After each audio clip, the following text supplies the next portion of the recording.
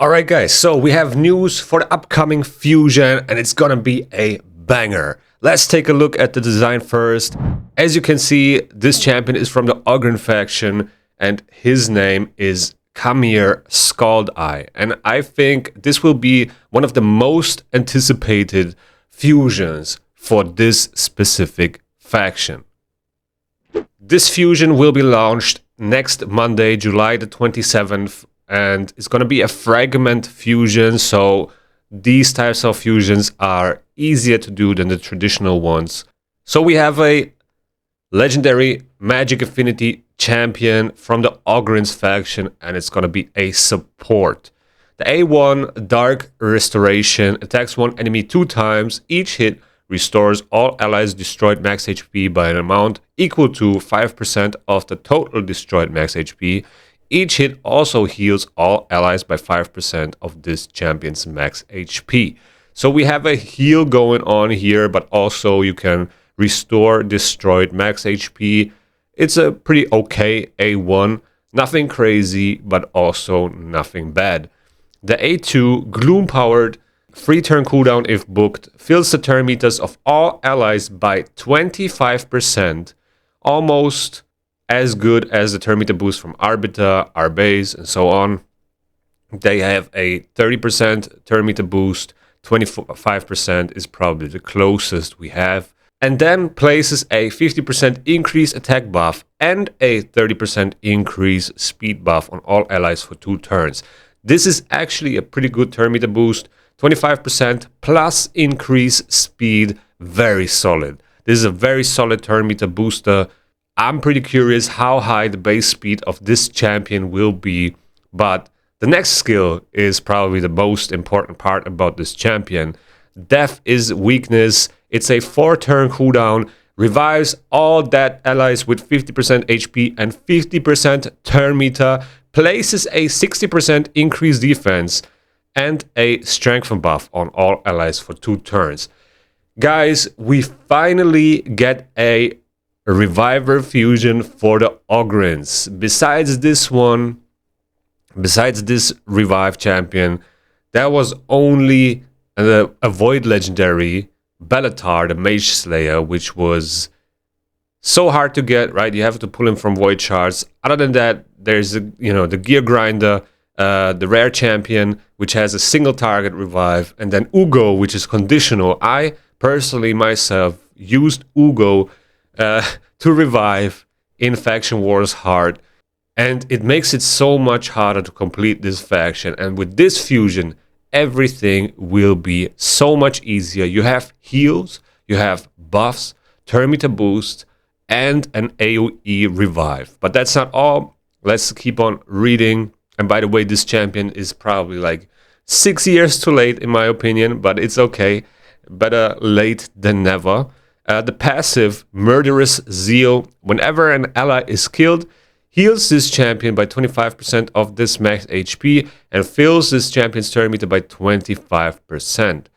Also heals all allies by 10% of this champion's max HP and fills their turn meters by 10%. So every time one of your allies dies, he heals himself by 25%. That's actually a good amount of HP if you build him with HP, which you should, right? He's a reviver, a support. He doesn't place any debuffs whatsoever, so you probably want to build him with enough resistance, enough speed, HP, and defense.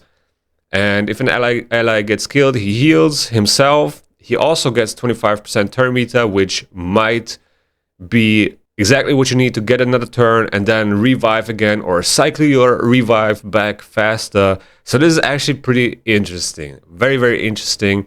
And then also heals all other allies by 10% and gives them 10% turn meter too. So overall, this kit is very, very solid. It's a solid turn meter booster, a good reviver. I can also see him being good in Chimera as he's providing free buffs as a turn meter booster as well, and a reviver, and also can heal with the A1. And on top of that, he has an all battles speed aura, 20%. So I think this is a very, very good reviver. Will he be insanely good for PvP?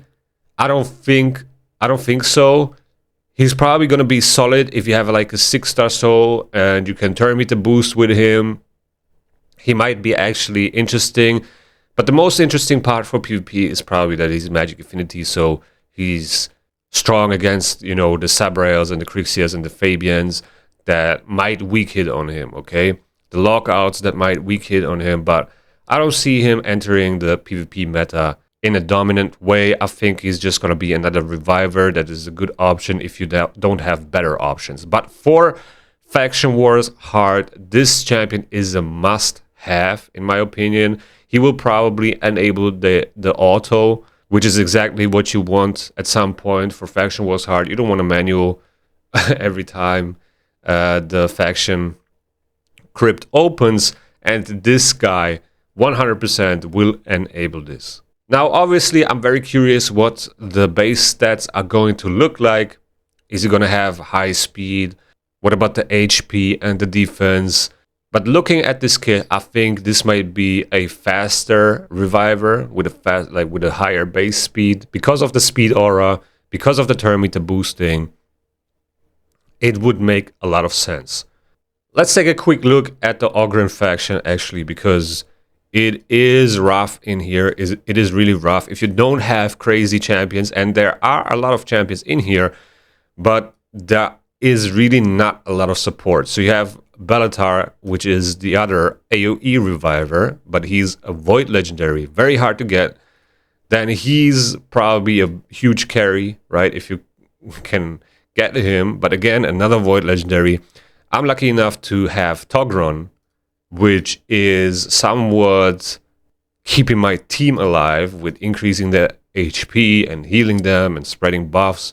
Without him, I don't know if I would be able to farm Ogryn that consistently, but I'm very positive that once I get this new reviver, it will be so much easier, right? Because right now I'm using Ugo, which has this conditional revive, but she needs to be the last champion. That's why I built her like the tankiest one, and at some point everybody else dies off, and then, she comes in with the revive.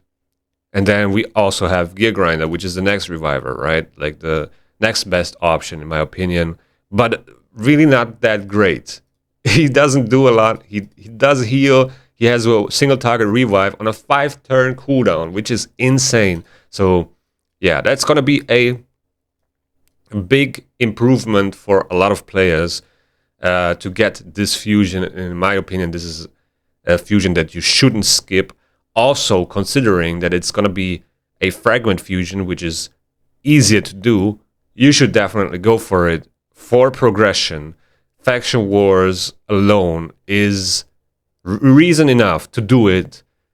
It is so important to farm this consistently and move at some point from normal to hard to get better glyphs, which will improve your other progression in other areas of the game. And I'm going to be completely honest, the Ogryn Tribe Crypt was the one faction where I struggled the most.